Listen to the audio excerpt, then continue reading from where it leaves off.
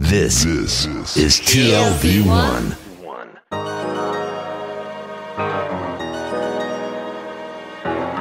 The Tel Aviv Review.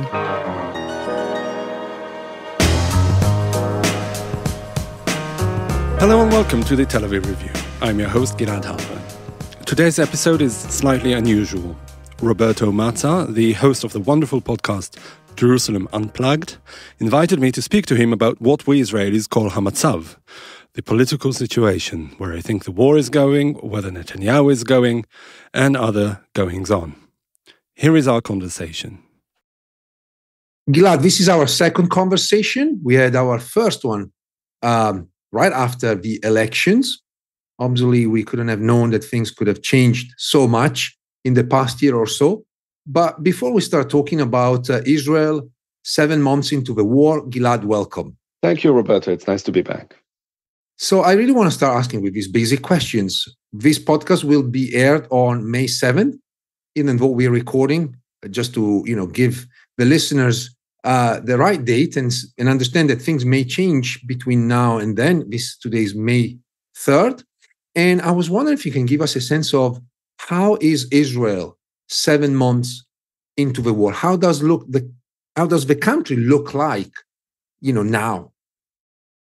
Well, 7 months into the war, it's more or less the same as it was 6 months into the war and 5 months into the war and 4 months into the war.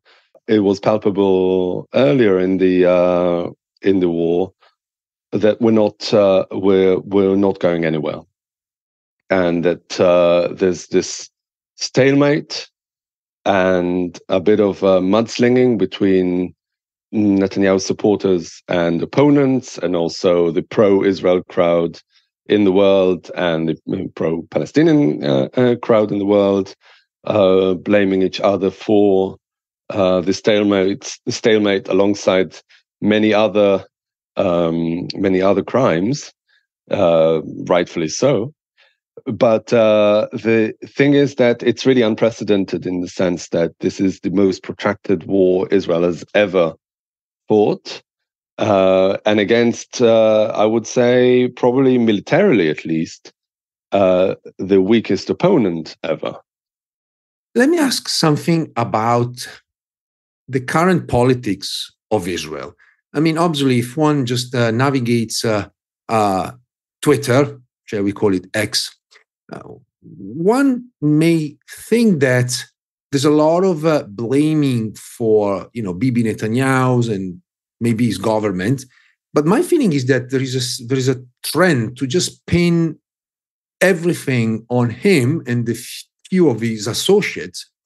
Whereas I believe that this may be problematic because it's always hard to pin everything on one single or a few individuals. And I was wondering if you can give us a sense of it. How exactly is Israeli politics moving nowadays? I mean, what's going on with the majority? Who is the minority? And who are these people that maybe have an official role in Israeli politics, but we may not hear because they're not present or necessarily as present on social media as, Bibi, Ben-Gvir, and Smotrich? Yeah. Well, the media plays obviously a crucial role here in amplifying some voices as opposed to others. Quite an experienced journalist and a journalism scholar myself, and I tend to not overestimate the power of the media in creating a discourse. I think the media amplifies a discourse, but it doesn't create it. I think that Netanyahu has pinned himself as the main protagonist in the Israel story, not just the Hamas-Israel war story, but in the Israel story of the last 30 years, if not more. There was this, I mean, I'm not, this is not news to anyone, I'm guessing, that there has been this ongoing cult of personality on behalf of his cronies and he himself, of painting him as this historic figure that's really unparalleled and irreplaceable. And that has also trickled to the camp of his opponents. They are called in Hebrew Rak Lo Bibi, anything but Bibi. They are sort of the never Trumpers of America.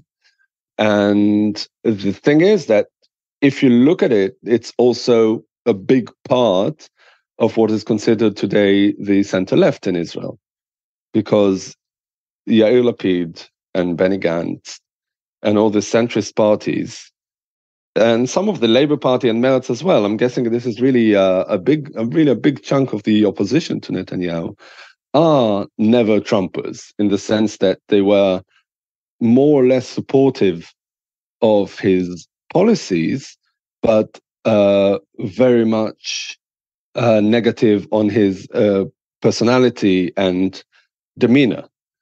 And this sort of politics, first of all, enabled Netanyahu to become the longest-serving prime minister in Israel's history, because, if he is irreplaceable in the eyes of his own camp, as well as to an extent in the eyes of his opponents, so why replace him? I mean, it creates, this electoral dynamic that has worked in his favor so wonderfully.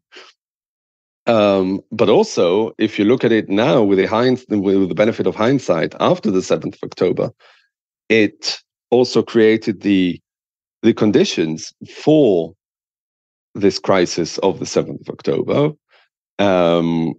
because they were, more or less, I'd say close to 80% of the Israeli political landscape were more or less in favor of his policy that led to the 7th of October. That was strengthening Hamas, dividing the Palestinians between Hamas and the Palestinian Authority, that is, between the Gaza government and the West Bank government, and thinking that Israel could go on prospering without solving the Palestinian issue.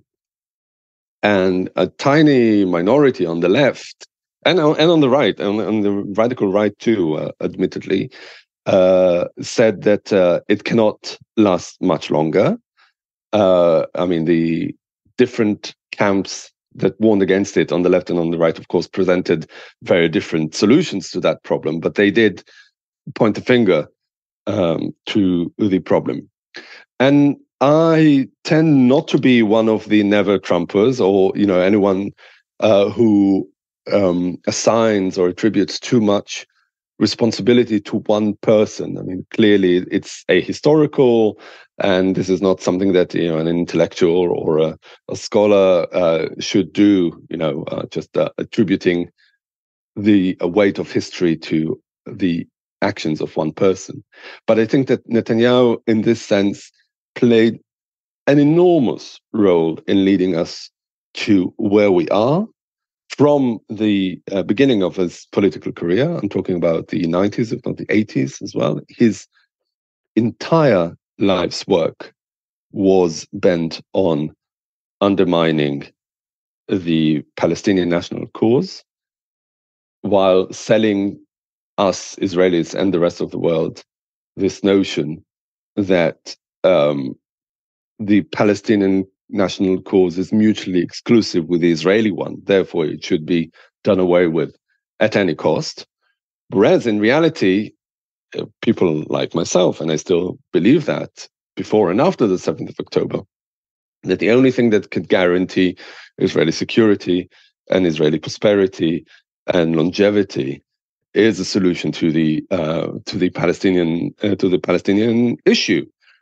And Netanyahu has been incredibly dexterous at undermining any political competition to that idea, from the Oslo years and Rabin and Peres to later Sharon, even though his attempt at finding a solution, Sharon's attempt at finding a solution, proved rather futile.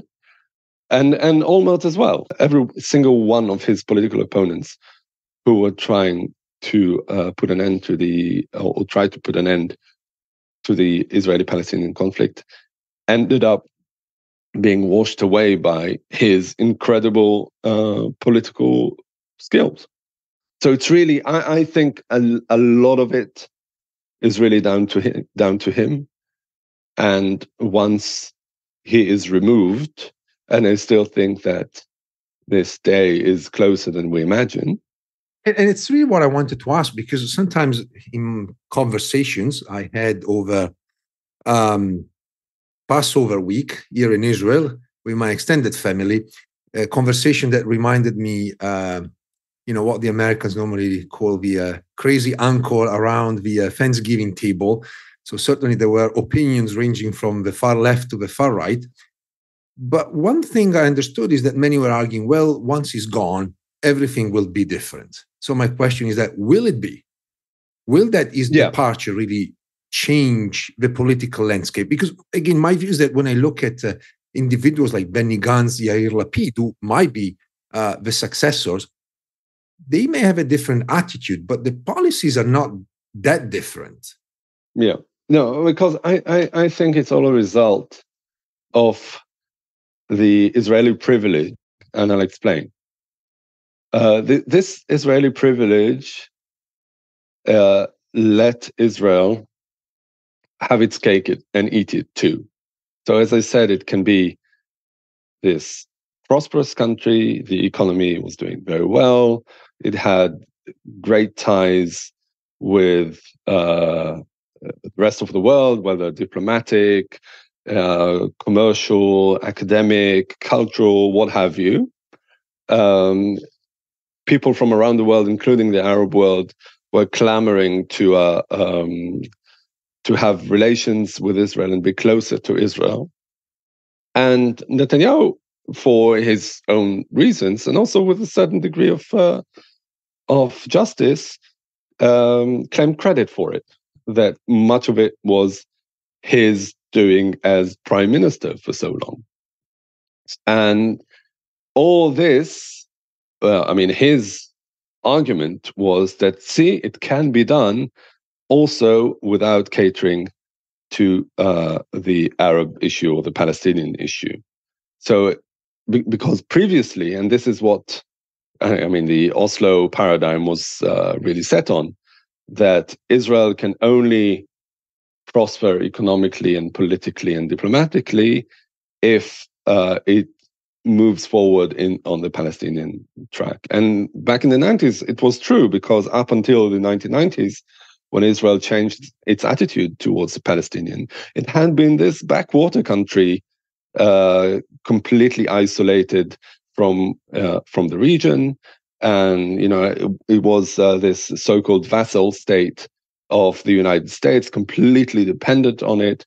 Now we see to what extent this dependence goes on. But of course, now and in the last few decades, Israel was much less dependent on foreign support than it used to be.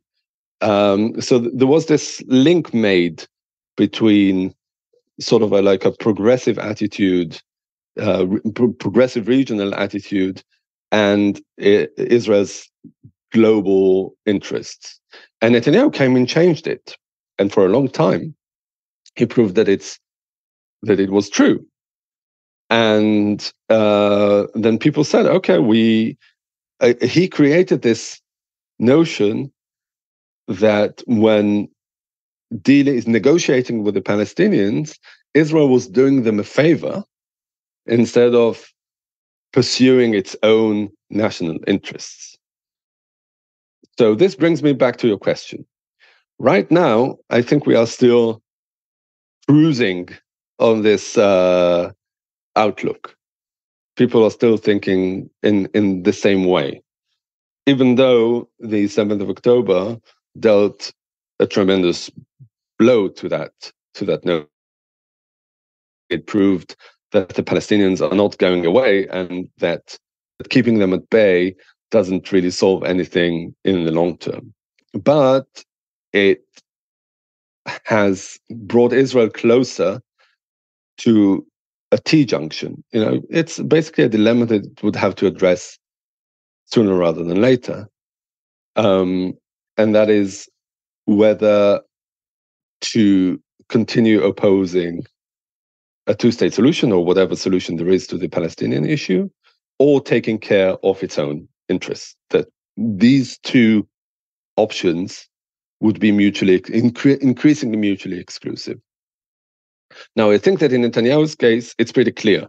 And it's anyone who's been following his demeanor during the last 7 months realizes that, because he had plenty of opportunities to try and minimize the adverse effects of the war, bring back the hostages, and strive towards a peaceful, an ending, sort of a ceasefire, and an ending to this war.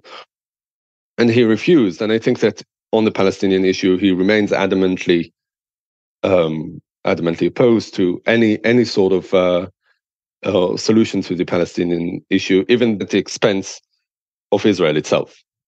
And I think the others, and looking at it historically, there's ample evidence to support that. I think that the others, be it Benny Gantz or even Yair Lapid, and even some people from Likud itself, Yoav Gallant, and maybe others, when the moment of truth comes, they will have to choose between either preferring their, dogmatic ideology, or doing whatever is best for the country, and that is moving towards a peaceful resolution of the some conciliatory solution with the Palestinians.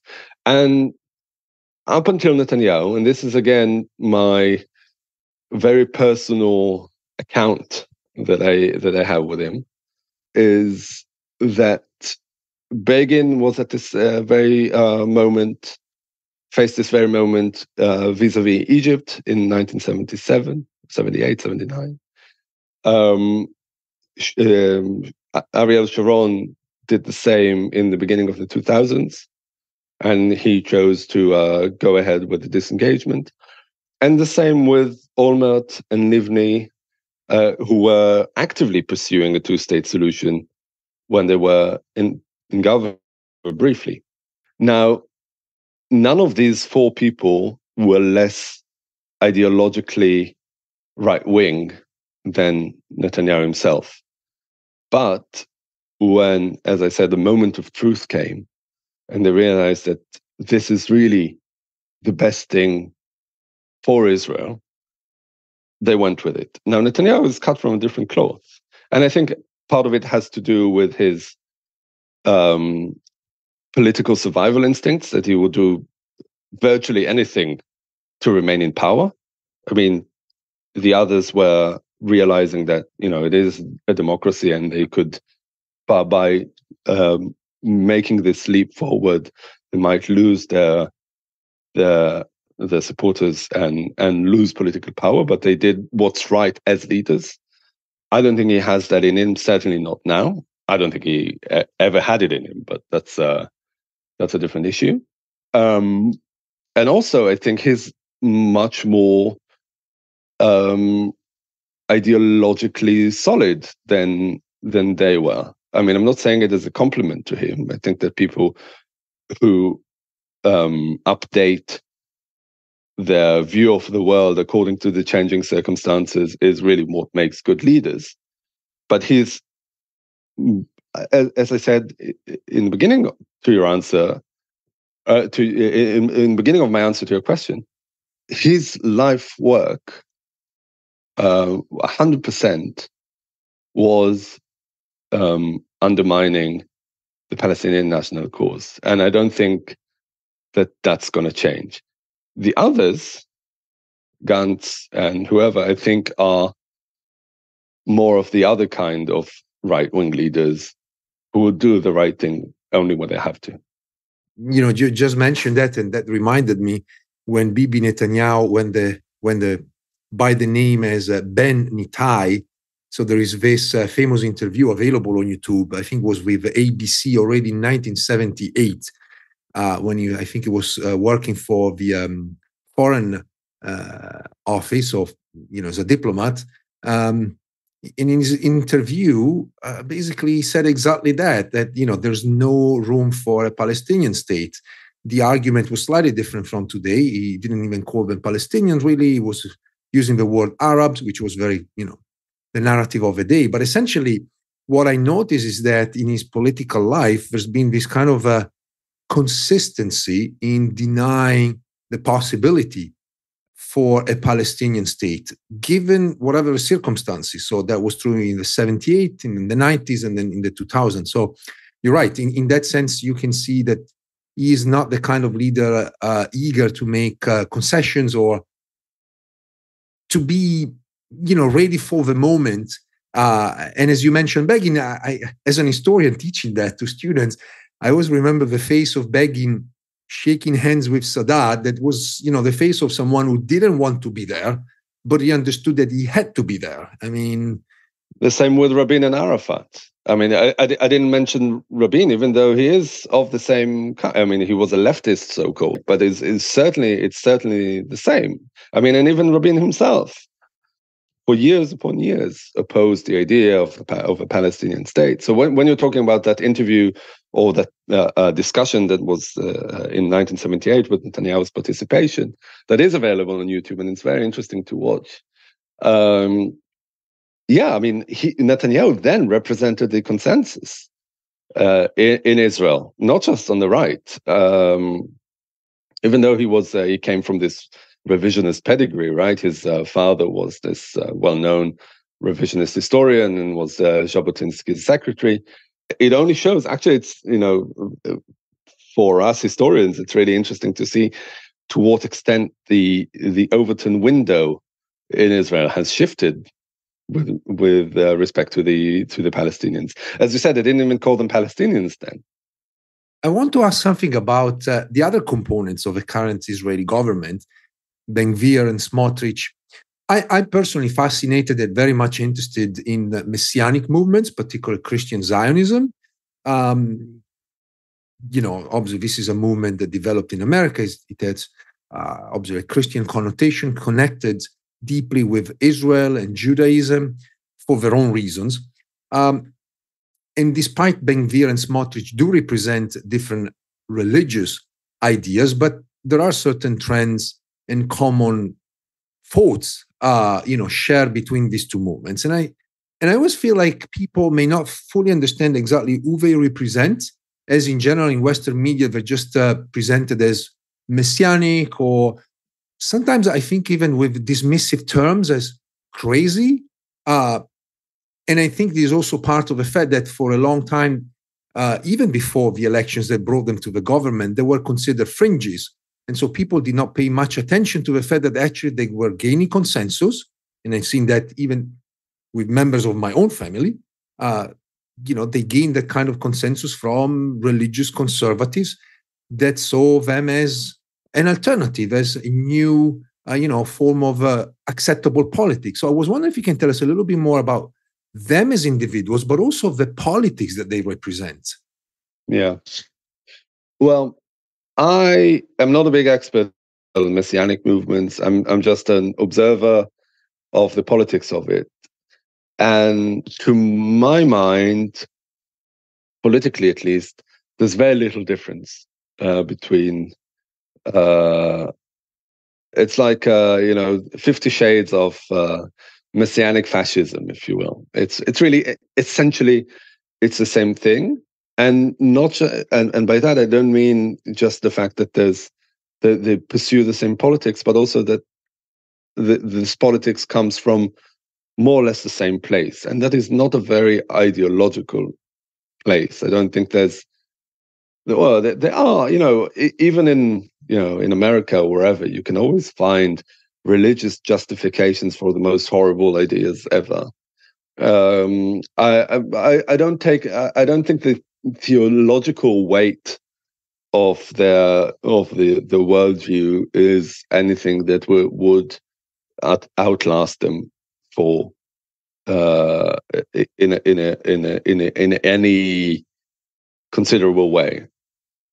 What they do well is just like, right-wing agitators everywhere in the world, whether it's in Europe or America or where have you, is really whip up the most basic negative sentiments that average voters have. Now, I think as a leftist and as someone who sees politics, I wouldn't say as a noble endeavor, but something that really has the potential of improving us as a society, I think that what leaders have to do is not pander to these very basic prejudices, but actually combat them and say, okay, we are better than, a bit like parents, right? Telling the children when they misbehave, you are better than this. You can punish them, but you can, I think a better educational way is to say you are better than this. And I think that this is what politicians should do with the people. Now, the Smotrich and Ben-Gvir are doing just the opposite, because what they are, I think that the power base of the popularity is really this very basic, it's just hate. They are politicians of hate. And this hate is, first of all, not new. It wasn't this. I'm talking about hate of Arabs, of course, among Israeli Jews. It didn't start with the emergence, with the coming of Ben-Gvir and Smotrich on the scene. It was there long before that. Anyone in Israel, I don't know, my coming of age was in the late 80s and early 90s, but I'm guessing it was even before that. You could hear chants, death to Arabs, after any kind of terrorist attack. So this is really what they do very well. They channel this hate and translate it into political power. And I agree with you, having said all this, I agree with you that they have gained a great degree of legitimacy. And that is not so much, coming back to our previous question, I think also much of that is thanks to Netanyahu, because he saw in them very loyal political partners. And he knew that the loyalty was ironclad, and therefore he tried to make them as powerful, as electorally powerful as possible, so that they would bolster his own government, his own majority. Now, I'm not particularly very concerned about the long-term destruction that Smotrich and Ben-Gvir might wreak for Israeli society. That is, I'm sure that they're doing a lot of bad things. Many bad things are done in their name in Gaza at the moment, and also in the West Bank.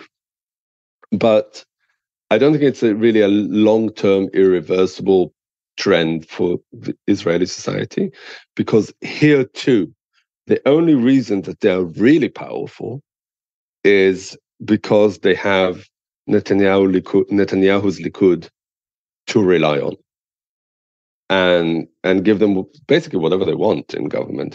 They are blackmailing him unabashedly. And I think that once Netanyahu is gone, they would be also much less powerful than they are, because they'll be far or removed from positions of power. Now, I don't know. I don't interact with many Ben-Gvir supporters. I don't really understand the logic. I do interact with some Likud supporters and some Netanyahu supporters, and I think there is this dissonance in them between the rhetoric, because they think that what Ben-Gvir, right, solution, and that is to kill everyone, more or less, and the realization that they all have, or many of them have, that these people were in government when the 7th of October happened. So, I mean, if they really had the solution to every problem, how come the 7th of October happened and happened in this way? I mean, it's not just in negligence that led to that on the 7th of October and during the run-up to it, but also the horrendous response that came thereafter. And I think very few people deny that. But it's a bit like, it's sort of, going back to theology, it's sort of like a theological dilemma here. It's a bit like Haredim in the aftermath of the Holocaust said to themselves, if God exists and he loves the Jewish people and is a generous God, how did he allow us to undergo the greatest horror in human history? And I think that some Ben-Gvir and Smotrich supporters are giving the same sort of answer that the Haredim gave in the aftermath of the Holocaust, and saying, okay, we didn't do enough. I mean, we were very extreme already, but we weren't extreme enough. So I think that they are going to pursue that with greater thrust, but at the same time, just like the Haredim post-Holocaust, they are still a minority, and they are a minority that's currently very, very powerful because of this political constellation in which they work and exploit so well. But once Netanyahu is removed, and I think that more Netanyahu supporters are disillusioned about his policies and his personality than Smotrich and Ben-Gvir supporters are about theirs. So once he's removed, they will have very little power left. And I want to challenge you on this point, because, again, this is a part of an observation about the demographic structure of Israel. I mean, when we look at the changes that are occurring in this society, one cannot but obviously note the fact that the religious component of Israel is growing exponentially, and obviously it's becoming a larger community than, let's call it, the secular one. And I remember reading some papers written by demographers. Actually, one of them was the famous Sergio Della Pergola, who already wrote that by 2050, one of the major issues that Israel could have confronted was not the demography of the Arabs, but actually the demography of the religious population in Israel. And I was wondering if you feel that there is tension, between the secular and the religious society over this question of demography and who may eventually become, sort of the bigger group in Israeli society. Yeah. Well, this is a good question, and I think that I have a few things to say about all these demographic predictions. First of all, we've been hearing these gloom and doom predictions about demography for as far as I can remember. Yeah, that by 2020, every second first grade student will be Haredi and what. Sure, they are growing exponentially. They are much more, not just in terms of numbers, but also in terms of political influence. They are much more powerful than they used to be, and that's down to a political decision on the part of the leaders of aligning themselves strictly with the right wing and Netanyahu, also for their expedient short-term interests that might backfire, and I'll get to that in a second. But also, the other thing is that not just the Haredi sector, but also much of the national religious sector, the religious Zionist sector, represented by Smotrich and others, who are not. I would consider the settlements, but not just the settlements themselves in the West Bank, but all the surrounding apparatus that supports it, whether it's like educational institutions and other NGOs that are. Basically, what I'm saying is that the religious sectors are incredibly dependent on the state and on the state budget.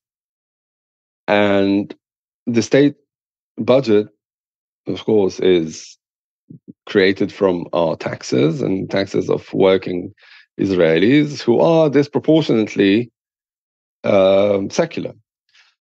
So the situation is, and has always been, that the hardworking secular Israelis are basically bankrolling the religious sectors of society. People seculars, that is, have always been unhappy about it. But they sort of lived with it because they said, okay, this is Israel, this is what we signed up for. And also because unlike now, previously, especially the Haredi, but also all the religious politicians weren't as brazen as they are today in pursuing power and their very narrow interests. So that created a backlash that we've seen, and that was part of the undercurrents of the wave of protests that we saw in 2023 up until the 7th of October, that realizing for good reason that the Haredi and the religious Zionists are absolutely complicit in the attempts to undermine Israel's liberal democracy. For their own reasons, of course. For the religious Zionists, it was to gain full control of the West Bank, because the one thing that stopped them was this semblance of a legal system of occupation in the West Bank, as opposed to full annexation and the creation of enactment of Israeli sovereignty over Greater Israel. And for the Haredim, it was because the Supreme Court and all the other legal arrangements prevented them from pursuing their own autonomous way of life. One aspect of which, and perhaps the most obvious one, most conspicuous one, was their exemption from military service. So the Haredim also were very happy to undermine the rule of law in Israel, because this principle of equality is what prevented them from getting permanent and full exemption from military service. So once the Supreme Court was gone, they could do whatever they want in that respect. So this brought tensions around that to a boiling point. I mean, there were so many other things that were in the air at that moment around the so-called judicial reform. But this was suddenly one thing that many secular Israelis care about. And it has not gone away. If anything, it's only amplified since the 7th of October, because we saw this great mobilization of Israelis, mainly secular Israelis, to go to reserve duty and to fight in the war, and also this great civilian mobilization led by several organizations, most notably Achim Laneshek, Brothers in Arms, who are this group of volunteers whose the common ethos is the military service. And at the same time, while thousands of Israeli soldiers were fighting in Gaza, the Haredi politicians, again, with very little shame, worked towards consolidating the Haredi draft exemption, all sorts of budgetary decisions benefiting yeshivas and what have you. I mean, basically further entrenching their dependence on state budgets. Now, I think that politically it was a very bad and stupid and short-sighted decision that would probably backfire. A bit like the like if you take America as an example, the overturn of Roe v. Wade, that was really the realization of many conservative dreams, but in fact, politically, it might serve them. Well, it did serve them. It might serve them further badly because it created this liberal backlash. And I'm guessing that a similar thing might happen in Israel among Israeli seculars. But also, again, coming back to making a decision in getting to this T-junction, Netanyahu can write a blank check to the Haredim because Israel now has money. But when it runs out of money or has less money, once 40% of its population would not be economically productive, what do you do then? Do you continue to support this 40% on the backs of the 60% until the numbers flip and the productive people become 40% and the unproductive people become 60%, and then the Israeli economy would not be able to sustain itself? I think Netanyahu would say yes, because it benefits him politically. And as I said before, one of his ultimate goals is to cling on to power for as long as it can. But I think that any responsible leader would realize that it's not sustainable in the long run, and then would have to do something, reach some sort of arrangement. Now, I think that the Haredim, at least, have proved that they can be pragmatic if they want. Now they have no incentive to be pragmatic because basically Netanyahu is giving them whatever they want. But once they would have to choose whether to get some of what they want or not at all, I think they'd be ready to cut a deal. I have a couple of more questions, and one is very much based on Israel, and the other one is about your recent trip to America, and so also asking about your views of how Israel is perceived from abroad. But about Israel here, I want to ask about, let's call it the peace camp. I mean, my impression being in Israel is that there's not much appetite to talk about what may be the future after the war will end. And I also understand that, there are many different views, obviously representing, political views before October 7, but also representing feelings that have changed as a result of October 7. So I was wondering if you can tell us if there's any, movements, organizations, people, individuals that are actually already working about what might be, a future of cooperation, dialogue. I mean, it's hard to find the right words in this situation, in this context. But obviously, I think we all learned that you cannot push the Palestinian under the rugs. I mean, that's obviously what October 7 did, really, is to bring them back into the main, framework of a discussion. Maybe not with the right means, obviously, we can agree on that. But it shows that you can't push them under the rugs, certainly no longer. Yeah. No, I certainly agree with that. And in that sense, despite all the horrors that we've seen since the 7th of October, I think that, looking at it dispassionately somewhat, we are at a much better place now than we were 2 years ago, because this realization is much more commonplace than it used to be. Like, as I said, the dream Netanyahu sold us that Israel can be prosperous without addressing the Palestinian issue has been shattered. Now, about cooperation and dialogue between Israelis and Palestinians, there are still some groups trying to do that and do it admirably. There's actually next week, there's the Memorial Day, and the Bereaved Families Forum are organizing the annual memorial service for victims of the conflict, both Israelis and Palestinians. And I just saw an advertisement. It's going to go ahead as planned, as every year. And this is just one example. I think that it's valuable, and I've taken part in dialogue programs many times over many years as a teenager and as an adult.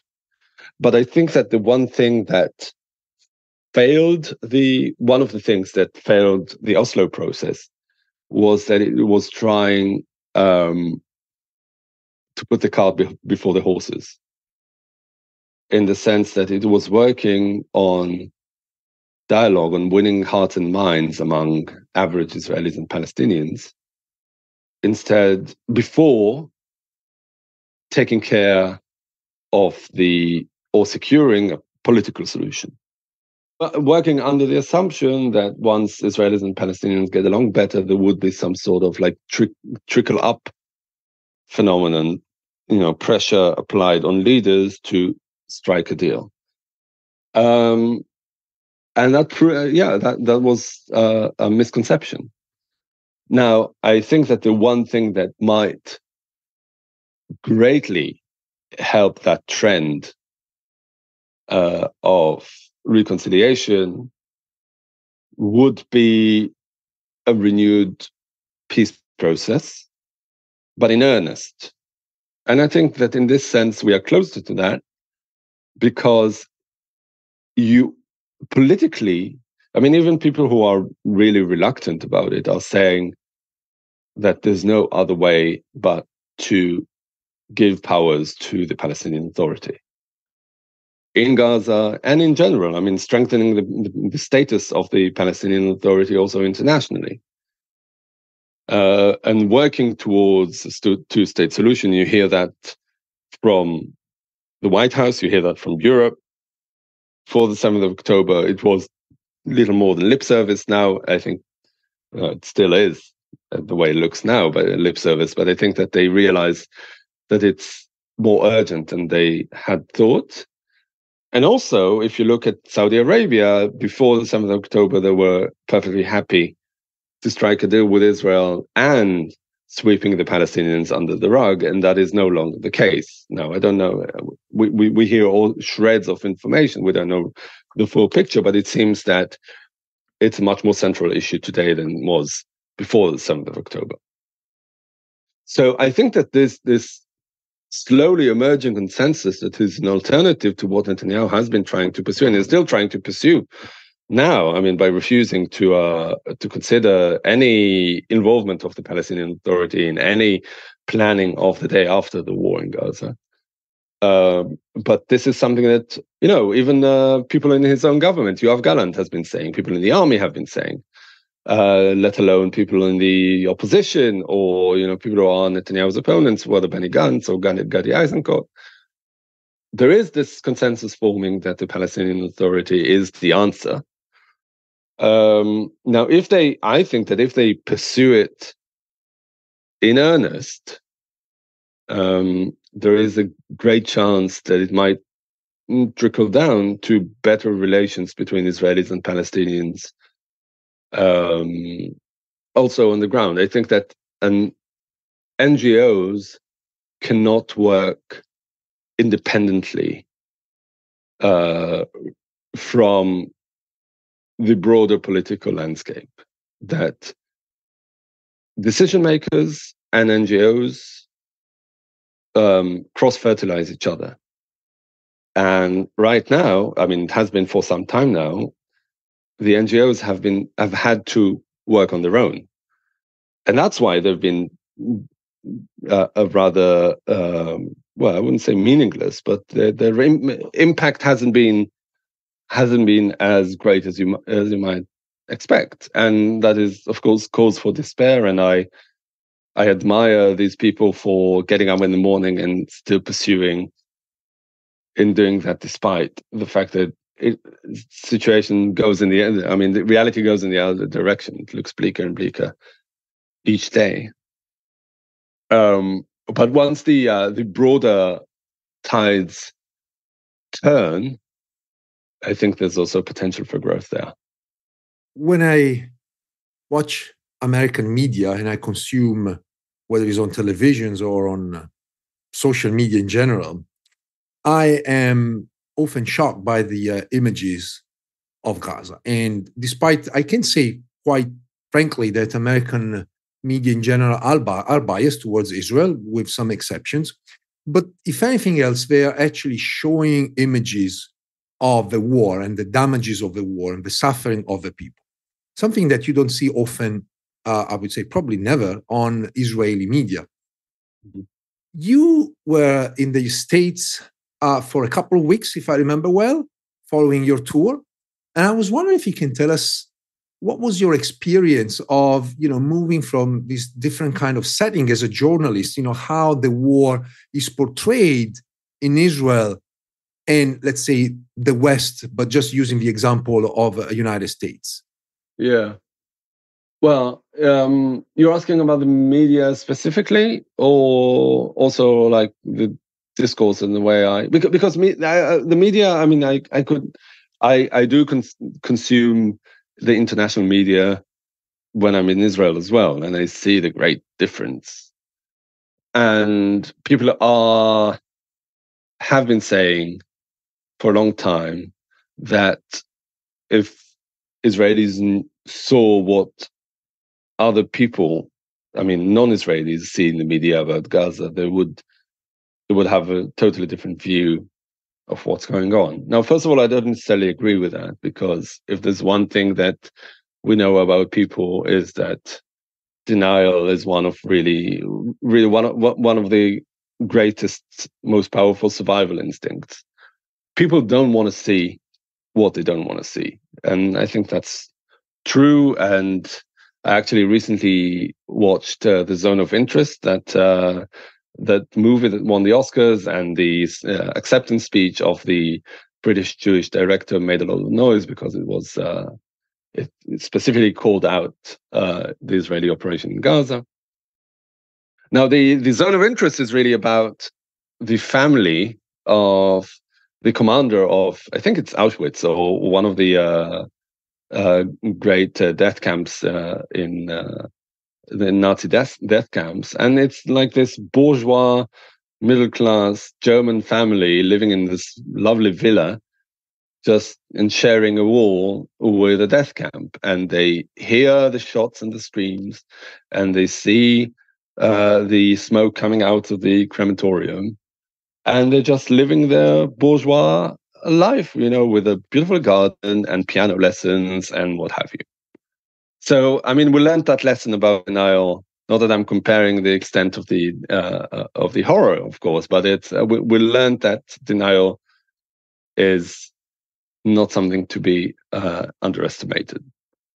Now, as my own experiences as an Israeli and an Israeli journalist, I never, unlike many other Israelis, I never lie about my origins. When people ask me where I'm from, I say it without hesitation. And I have to say that it's not just now. I've lived abroad for many years. I've traveled. I don't think that I ever encountered a negative reaction, at least an explicit one. Some people were unfriendly, but that's maybe because they were British. I'm joking. I think that what's really driving many people in their reaction to the crisis in Israel and Palestine is this feeling of shock and horror and helplessness. And this takes many forms. For many people, it was just saying this, it's really horrible what's happening there. And I hope that it comes to a swift resolution sooner rather than later. Some people that know my politics, that feel more at liberty saying that they criticize Israel for what it's been doing, and some of them are asking very intelligent questions because they just want to know. I think that what we're seeing is on campuses right now, but also in other. Actually, I was there in the States just before the encampments were set up. I left a few days before, so I didn't see it with my own eyes, but I saw like the tensions brewing towards that. And I think it's just this feeling of helplessness that people are experiencing. That, and of course, there are young students who are filled with passion and think they are going to change the world. We've all been there. And I think that what we're seeing now is basically people who are channeling their frustration at the open-endedness of this war that doesn't seem to be going anywhere, that there's this stalemate that people realize is serving the bad guys here, that is Netanyahu and Yahya Sinwar, and also the fact that they are complicit in it, because as American taxpayers, they see that what enables all this was, first of all, American arms shipments, but also this diplomatic umbrella that the White House has been providing. And even before the war started, these people, I'm saying generally, it's not people who were great Israel lovers even before the 7th of October. But I think after the 7th of October, they simply cannot cope with the extent of the misery and the destruction that was done implicitly in their name. So it's just saying, we desist. We will not take it any longer. And it leads to some extreme measures. Some of them are very childish ones, because they are students after all. But I think this is really what's fueling people's reaction, is this mixture of horror and helplessness. I want to just ask one last question, and we could stay here and talk about Israel and Israeli politics in times of war for hours. But I was wondering, and pick your brain, if there's anything that, maybe because I'm led by my own ideas and ask questions following those ideas, if there's anything that I didn't ask, but you feel it's very important for listeners to understand about Israel, May 2024, 7 months into the war. It might sound a bit trite, I'm guessing, but I think that there is really quite a lot of reason for hope. I was speaking actually while I was in America to the co-host of my podcast, Elbada, and we sort of agreed that Israel now is like France in the 1930s. It could go either way. It could go down the fascist route, and it could be saved. Now, we all know where France headed eventually, but it wasn't at all sure until rather late in the game. I mean, and Britain faced a similar fate, but was saved from it.